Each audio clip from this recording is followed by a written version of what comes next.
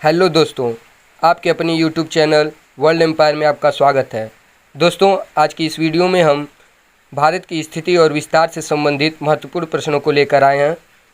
यह वीडियो हमारा first part है और इसके आगे की वीडियो के लिंक आपको डिस्क्रिप्शन बॉक्स में मिल जाएंगे। तो दोस्तों, अगर अभी तक आपने हमारे चैनल को सब्सक्राइब नहीं किया है तो चैनल को सब्सक्राइब करें और बेल आइकन को दबा दें।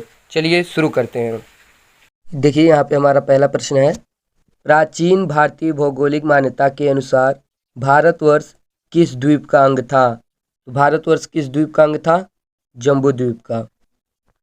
जम्बू द्वीप का नामकरण यहाँ स्थित जम्बू वृक्ष जामुन के कारण हुआ है। अगला प्रश्न है, देखिए, सर्वप्रथम इंडिया शब्द प्रयोग भारत के लिए किस भाषा में किया गया? सर्वप्रथम इंडिया शब्द का प्रयोग भारत के लिए किस भाषा में किया गया? वो किया गया ग्रीक भाषा में। किस भाषा में किया गया? ग्रीक भाषा में। इसी तरह जो है, सिंधु नदी को क्या कहा जाता था? इंडस। इंडस ग्रीक भाषा में सिंधु नदी को क्या कहा जाता था? इंडस। अगला प्रश्न है, देखिए, भारत की मुख्य भूमि की दक्षिणी सीमा है। भारत की मुख्य भूमि की दक्षिणी सीमा कौन सी है? तो वो है 8 डिग्री 4 अंश, 8 डिग्री 4 मिनट उत्तरी अक्षांश। कौन सी है? 8 डिग्री 4 मिनट उत्तरी अक्षांश। यहाँ पे हम देख लेते हैं, भारत जो है वो 8 डिग्री 4 मिनट उत्तरी अक्षांश से लेकर 37 डिग्री 6 मिनट उत्तरी अक्षांश तथा 68 डिग्री 7 मिनट पूर्वी देशांतर से 97 डिग्री 25 मिनट पूर्वी देशांतर तक फैला हुआ है। और यहाँ पे भारत का उत्तर से दक्षिण तक विस्तार कितना है? वो है 3214 किलोमीटर। कितना है? 3214 किलोमीटर। जबकि पूर्व से पश्चिम तक विस्तार कितना है? वो है 2933 किलोमीटर। अगला प्रश्न है, देखिए, भारतीय मानक समय आधारित है। भारतीय मानक समय कितने पर आधारित है? तो वो है 82 डिग्री 30 मिनट पूर्वी देशांतर पर। कितने पे है? 82 डिग्री 30 मिनट पूर्वी देशांतर पर। और ये जो है 82 डिग्री 5 मिनट पूर्वी देशांतर वो इलाहाबाद के निकट नैनी से गुजरता है, जिसे कि भारत का मानक समय मान लिया गया है। तो देखिए, इसी से मिलता जुलता अगला प्रश्न है, भारत का प्रमाणिक समय उस स्थान का स्थानीय समय है जो स्थित है। किसके समीप स्थित है? इलाहाबाद के समीप। इलाहाबाद के समीप से हम भारत का मानक समय मानते हैं। अगला प्रश्न है, देखिए, छठवां प्रश्न है, इंडियन स्टैंडर्ड टाइम और ग्रीनविच मीन टाइम में कितना अंतर है? तो इंडियन स्टैंडर्ड टाइम और ग्रीनविच मीन टाइम में कितना का अंतर है? तो वो है 5.5 घंटा का। कितने का है? 5.5 घंटा का। अगला प्रश्न है, देखिए, भारत का ध्रुव दक्षिणी भाग की विषुवत रेखा से दूरी कितनी है? तो भारत का ध्रुव दक्षिणी भाग की विषुवत रेखा से दूरी कितनी है? तो 876 किलोमीटर। कितना है? 876 किलोमीटर। यहाँ पे देखेंगे, भारत का सबसे दक्षिणतम बिंदु कौन सा है? वो है इंदिरा पॉइंट। कौन सा है? इंदिरा पॉइंट, जो कि निकोबार द्वीप समूह में है। अगला प्रश्न है, देखिए, आठवां प्रश्न, भारत का स्थलीय सीमा की लंबाई कितनी है? मतलब भारत की स्थलीय सीमा की लंबाई कितनी है? वो है 15,200 किलोमीटर। कितनी है? 15,200 किलोमीटर। अगला प्रश्न है, देखिए, नौवां प्रश्न, द्वीपों सहित भारत के तट रेखा की लंबाई कितनी है? द्वीपों सहित भारत की तट रेखा की लंबाई कितनी है? तो वो है 7,516.5 किलोमीटर। कितना है? 7,516.5 किलोमीटर। अभी हमने पिछले प्रश्न में क्या देखा है कि स्थलीय सीमा की लंबाई 15,200 किलोमीटर है, जबकि द्वीपों सहित जलीय सीमा की लंबाई कितनी हो जाएगी पूरा मिलाकर? वो हो जाएगा 7,516.6 किलोमीटर। जबकि यहाँ पे देखेंगे, मुख्य धरातलीय भाग की समुद्री सीमा की लंबाई कितनी है? तो वो है 6100 किलोमीटर। अगला प्रश्न है, देखिए, भारत की उत्तर से दक्षिण तक की लंबाई कितनी है? तो भारत की उत्तर से दक्षिण तक की लंबाई कितनी है? वो है 3,214 किलोमीटर। अगला प्रश्न है, देखिए, भारत की पूर्व से पश्चिम तक की लंबाई है। देखिए इस अभी पिछले के प्रश्नों में हमने आपको बताया कि भारत की पूर्व से पश्चिम तक की लंबाई कितनी है, तो वह है 2933 किलोमीटर। कितना है? 2933 किलोमीटर। अगला प्रश्न है, देखिए भारत की तटरेखा की लंबाई कितनी है? भारत की तटरेखा की लंबाई कितनी है? तो वो है 6100 किलोमीटर। कितना है? 6100 किलोमीटर। अगला प्रश्न है, देखिए भारत का क्षेत्रफल विश्व के कुल भौगोलिक क्षेत्रफल का कितना है? भारत का क्षेत्रफल विश्व के कुल भौगोलिक क्षेत्रफल का कितना प्रतिशत है? तो वो है 2.4%। कितना है? 2.4%।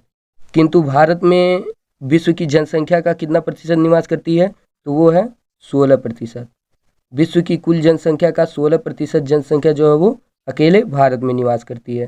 अगला प्रश्न है, देखिए भारत के कुल क्षेत्रफल का कितना प्रतिशत भाग पर्वतीय क्षेत्र मतलब माध्य समुद्र तल से 2135 मीटर या अधिक ऊंचाई के अंतर्गत आता है? तो कितना भाग आता है? वो है 10.7%। कितना भाग आता है? 10.7%। अगला प्रश्न है, देखिए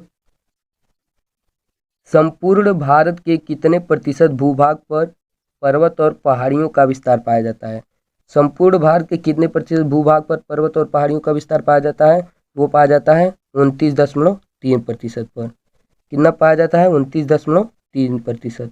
अगला प्रश्न देखिए जो कि 16वां प्रश्न है, संपूर्ण भारत के कितने प्रतिशत भूभाग पर पठार का विस्तार पाया जाता है? तो भारत के कितने प्रतिशत भूभाग पर पठार का विस्तार पाया जाता है? तो वो है 27.7% पर। अगला प्रश्न है, देखिए संपूर्ण भारत के कितने प्रतिशत भूभाग पर मैदान का विस्तार पाया जाता है? कितने भूभाग पर मैदान का विस्तार पाया जाता है? वो है 43%। 43% भूभाग पर भूभाग पर मैदान का विस्तार पाया जाता है। अगला प्रश्न है, देखिए भारत की प्रादेशिक जल सीमा समुद्र तट से कितने समुद्री मील की दूरी तक है? तो कितने मील की दूरी तक है? 12 मील। 12 मील की दूरी तक वो समुद्री भारत की प्रादेशिक जल सीमा मानी जाती है।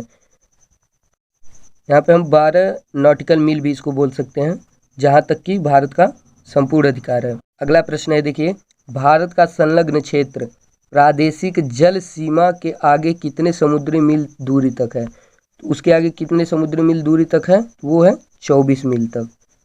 24 मील तक भारत की संलग्न जल सीमा संलग्न क्षेत्र प्रादेशिक जल सीमा के आगे समुद्री मील की दूरी कितनी है? 24 मील तक। अब इस 24 मील की दूरी में वो भारत को कौन कौन से अधिकार दिए गए हैं? तो पहला दिया गया है सफाई का अधिकार, दूसरा दिया गया है सीमा शुल्क वसूली का अधिकार, और तीसरा क्या है? वित्तीय अधिकार। तीसरा कौन सा है? वित्तीय अधिकार। यहाँ पे देखिए अगला प्रश्न है, देखिए भारत का एकांतिक आर्थिक क्षेत्र संलग्न क्षेत्र के आगे कितने समुद्री मील दूरी तक है? तो ये कितने मील की दूरी तक है? वो है 200 मील की। अब देखिए इस क्षेत्र में भारत को क्या अधिकार प्राप्त है? तो 200 मील तक भारत नए द्वीपों का निर्माण कर सकता है, वैज्ञानिक परीक्षण कर सकता है, और आधार रेखा से 200 मील अर्थात अनन्य भारतीय क्षेत्र में जो है वो प्राकृतिक संसाधनों के दोहन का संपूर्ण अधिकार रखता है। अगला प्रश्न है, देखिए 21वां प्रश्न है, देखिए भारत में कितने राज्य समुद्र तट रेखा में है? तो भारत के कितने राज्य समुद्र तट रेखा में है? 9 राज्य। 9 राज्य हैं, और देखिए 4 केंद्र शासित प्रदेश भी हैं जो कि समुद्री तट रेखा से लगे हुए हैं। अब राज्य कौन कौन से हैं इन्हें देख लेते हैं हम। पहला है गुजरात, दूसरा है कर्नाटक, तीसरा है महाराष्ट्र, चौथा है गोवा, पांचवा है केरल, छठवां है तमिलनाडु, सातवां है देखिए आंध्र प्रदेश, आठवां है उड़ीसा, और नौवां कौन सा है? नौवां है पश्चिम बंगाल। और जो 4 केंद्र शासित प्रदेश हैं देखिए उन्हें भी देख लेते हैं। तो पहला है पुदुचेरी, दूसरा है देखिए लक्षद्वीप, तीसरा है अंडमान और निकोबार द्वीप समूह, और चौथा है देखिए दादरा एवं नगर हवेली। दमन और दीव की सीमा भी जो है समुद्र से लगती हैं। अगला प्रश्न है देखिए, भारत में निम्नलिखित में से किस राज्य की तटरेखा सबसे लंबी है? तो भारत में किस राज्य की तटरेखा सबसे लंबी है? तो है गुजरात की। गुजरात की तटरेखा जो है वो सबसे लंबी है, और इसकी लंबाई कितनी है? तो ये जो है 1214 किलोमीटर। कितना है? 1214 किलोमीटर। अगला प्रश्न है देखिए, निम्नलिखित भारतीय राज्यों में से होकर कर्क रेखा नहीं गुजरती है? तो किस राज्य से जो है कर्क रेखा नहीं गुजरती है? तो उत्तर प्रदेश से। उत्तर प्रदेश से जो है वो कर्क रेखा नहीं गुजरती है। तो किन किन राज्यों से गुजरती है? देखिए, पहला है गुजरात, दूसरा कौन सा है? वो है राजस्थान, तीसरा है देखिए मध्य प्रदेश, चौथा है देखिए छत्तीसगढ़, पांचवा है झारखंड, छठवां है पश्चिम बंगाल, सातवां है देखिए त्रिपुरा, और आठवां राज्य कौन सा है? वो है मिजोरम। तो इन 8 राज्यों से जो है वो कर्क रेखा गुजरती है, जबकि इसमें उत्तर प्रदेश से कर्क रेखा नहीं गुजरती है। अगला प्रश्न है देखिए 24वां प्रश्न है, कौन सी अक्षांशीय रेखा भारत के मध्य से होकर गुजरती है? तो कौन सी अक्षांशीय रेखा भारत के मध्य से होकर गुजरती है? तो वो है कर्क रेखा। कर्क रेखा जो है वो भारत के मध्य से होकर गुजरती है। और देखिए इसमें 8 राज्य हैं, गुजरात, राजस्थान, मध्य प्रदेश, छत्तीसगढ़, झारखंड, पश्चिम बंगाल, त्रिपुरा और मिजोरम। अगला प्रश्न है देखिए, कर्क रेखा भारत के कितने राज्यों से होकर गुजरती है? तो देखिए अभी मैंने आपको बताया है जो है वो 8 राज्यों से होकर गुजरती है। अगला प्रश्न देखिए 26वां प्रश्न है, निम्नलिखित में से किस राज्य से होकर कर्क रेखा नहीं गुजरती है? तो देखिए इसमें से फिर से हमें देखना है किस राज्य से होकर कर्क रेखा नहीं गुजरती है। तो देखिए यहाँ पे उड़ीसा, उड़ीसा से जो कर्क रेखा नहीं गुजरती है। अगला प्रश्न है देखिए, भारत का वह राज्य जिससे होकर कर्क रेखा गुजरती है। देखिए हमको इसमें से फिर से पहचानना है। तो देखिए जम्मू कश्मीर, हिमाचल प्रदेश, बिहार, इन तीनों राज्यों से होकर कर्क रेखा नहीं गुजरती है, जबकि झारखंड से गुजरती है। तो हमारा आंसर हो जाएगा झारखंड। अगला प्रश्न है देखिए 28 प्रश्न है, भारत की मुख्य भूमि का दक्षिणी नोक है। तो भारत की मुख्य भूमि का दक्षिणी पॉइंट कौन सा है? वो है इंदिरा पॉइंट।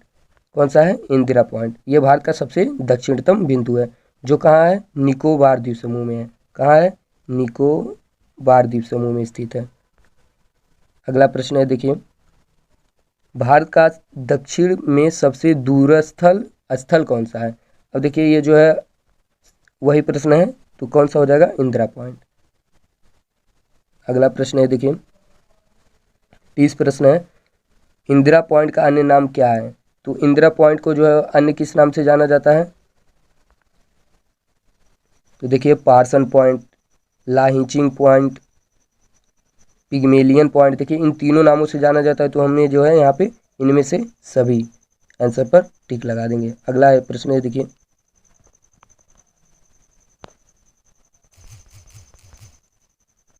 निम्नलिखित में से कौन सा स्थान भूमध्य रेखा के निकटतम स्थित है? तो कौन सा स्थान भूमध्य रेखा के निकटतम स्थित है? वो है इंदिरा पॉइंट। इंदिरा पॉइंट जो है वो भूमध्य रेखा के निकटतम स्थित है। अगला प्रश्न है देखिए, भारतीय भूमि का सर्वाधिक उत्तरी भाग है। तो भारत भूमि का सबसे अधिक उत्तरी भाग कौन सा है? वो है इंदिरा कॉल। देखिए दक्षिणतम बिंदु है इंदिरा पॉइंट, और उत्तर का सबसे अंतिम बिंदु कौन सा है? वो है इंदिरा कॉल। अगला प्रश्न है देखिए, भारत का दक्षिणतम स्थान इंदिरा पॉइंट निम्नलिखित में से कहाँ स्थित है? तो अभी देखिए मैंने आपको बताया है अंडमान निकोबार द्वीप समूह स्थित है। अगला प्रश्न है देखिए, भारत की मुख्य भूमि को रामेश्वरम द्वीप से कौन अलग करता है? तो रामेश्वरम द्वीप से भारत की मुख्य भूमि को कौन अलग करता है? पंबन चैनल। देखिए पंबन चैनल जो है वो रामेश्वरम द्वीप को भारत की भूमि से अलग करता है। अगला प्रश्न है देखिए, आदम का पुल निम्नलिखित में से किन 2 देशों के मध्य स्थित है? तो आदम का पुल निम्नलिखित में से किन 2 देशों के मध्य स्थित है? तो वो है भारत एवं श्रीलंका के मध्य। किन 2 देशों के मध्य है? तो भारत एवं श्रीलंका के मध्य। अगला प्रश्न है देखिए 36 प्रश्न है, द्वीपों के युग्मों में से कौन सा एक 10 अंश जलमार्ग द्वारा आपस में पृथक किया जाता है? तो कौन सा पृथक किया जाता है? अंडमान और निकोबार। अंडमान और निकोबार ये जो है 10 डिग्री अक्षांश से आपस में पृथक होते हैं। अगला प्रश्न है, देखिए दक्कन पास किसके बीच स्थित है? दक्कन पास किसके बीच स्थित है? दक्षिणी अंडमान एवं छोटा अंडमान के मध्य। दक्षिणी अंडमान एवं छोटा मध्य के बीच जो है वो दक्कन पास स्थित है। अगला प्रश्न है, देखिए दीव एक द्वीप है गुजरात के तट पर। कहाँ स्थित है? गुजरात के तट पर। अगला प्रश्न है, देखिए श्रीलंका को भारत से पृथक करती है। श्रीलंका को भारत से कौन से क्या पृथक करता है? तो वो है पाक जल संधि। पाक जल संधि जो है वो श्रीलंका को भारत से पृथक करता है।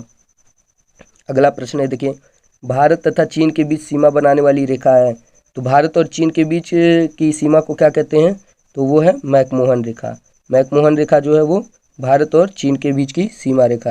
अगला प्रश्न है, देखिए 41 प्रश्न है, भारत और पाकिस्तान के बीच अंतर्राष्ट्रीय सीमा किसके द्वारा सीमांकित की गई है? तो भारत और पाकिस्तान के बीच की अंतर्राष्ट्रीय सीमा किसके द्वारा सीमांकित की गई है? तो वो है रेड क्लिफ लाइन। यहाँ पे देखिए 17 अगस्त 1947 को जो है ये रेखा खींची गई थी। कब खींची गई थी? 17 अगस्त 1947 को। अगला प्रश्न है, देखिए भारत के सुदूर पूर्व में कौन सा देश भारत के साथ सर्वाधिक लंबी अंतर्राष्ट्रीय सीमा बनाता है? कौन सा देश सबसे लंबी सीमा बनाता है? वो है म्यांमार। अगला प्रश्न है, देखिए भारत एवं चीन के बीच सीमा निर्धारित करने वाली मैकमोहन रेखा निम्नलिखित में से किस प्रदेश के उत्तरी सीमा पर खींची गई है? तो किस प्रदेश की उत्तरी सीमा पर खींची गई है? अरुणाचल प्रदेश की। अरुणाचल प्रदेश की उत्तरी सीमा पर जो है वो मैकमोहन रेखा खींची गई है। अगला प्रश्न है, देखिए निम्नलिखित में से किस देश के साथ भारत की अंतर्राष्ट्रीय सीमा नहीं लगती है? तो निम्नलिखित में से किस देश के साथ भारत की अंतर्राष्ट्रीय सीमा नहीं लगती है? वो है श्रीलंका। ये पाकिस्तान, बांग्लादेश, भूटान ये जो है हमारे पड़ोसी देश हैं जो कि मुख्य भूमि बांटते हैं, जबकि श्रीलंका जो है वो समुद्र से भारत से लगा हुआ है, जबकि वो मुख्य भूमि नहीं बांटता है। अगला प्रश्न है, देखें 45 प्रश्न है, निम्नलिखित में से कौन सा देश भारतीय उपमहाद्वीप के अंतर्गत शामिल नहीं किया जाता है? तो कौन सा देश भारतीय उपमहाद्वीप के अंतर्गत शामिल नहीं किया जाता है? वो है श्रीलंका। अगला प्रश्न है, देखिए निम्नलिखित में से किस भारतीय राज्य की समुद्र तटीय सीमा सबसे छोटी है? किस राज्य की समुद्र सीमा सबसे छोटी है? वो है गोवा की। जबकि सबसे लंबी सीमा वाला राज्य कौन सा है? वो है गुजरात। अगला प्रश्न है, देखिए भारत की सबसे लंबी अंतर्राष्ट्रीय सीमा किस देश के साथ है? भारत की सबसे लंबी अंतर्राष्ट्रीय सीमा किस देश के साथ है? वह है बांग्लादेश के साथ, जो कि 15,106 किलोमीटर का है। कितना है? 15,106 किलोमीटर। अगला प्रश्न है, देखिए 48 प्रश्न है, निम्नलिखित में से भारत की सबसे छोटी स्थलीय सीमा किस देश के साथ है? तो भारत की सबसे छोटी स्थलीय सीमा किस देश के साथ है? वो है भूटान के साथ, जो कि कितना है? 6,999 किलोमीटर। भूटान के साथ कुल भारत के कितने राज्य लगते हैं? वो है 4 राज्य। अगला प्रश्न है, देखिए भारत को निम्नलिखित भौतिक प्रदेशों में विभाजित किया जा सकता है। तो किन भौतिक प्रदेशों में विभाजित किया जा सकता है? तो देखिए उत्तरी पर्वतीय प्रदेश, बृहत मैदानी प्रदेश, दक्षिणी प्रायद्वीपीय प्रदेश तथा सागर तटीय में इसको जो है इसमें विभाजित किया जा सकता है। अगला प्रश्न है, देखिए भारत का कौन सा भू आकृतिक विभाग प्राचीनतम है? तो भारत का कौन सा भू आकृतिक विभाग प्राचीनतम है? प्रायद्वीपीय पठार, जिसका निर्माण कैसे हुआ है? देखिए क्रिस्टलीय, आग्नेय व रूपांतरित शैलों से इसका निर्माण हुआ है। तो दोस्तों अगर यह वीडियो आपको पसंद आया है तो चैनल को सब्सक्राइब कर दें और नोटिफिकेशन दबा दें, क्योंकि इसका पार्ट 2 जो है वो जल्द ही हमारे चैनल पर अपलोड होने वाला है। इस वीडियो का पार्ट 2 आपको जो है उसका लिंक डिस्क्रिप्शन बॉक्स में मिल जाएगा। धन्यवाद।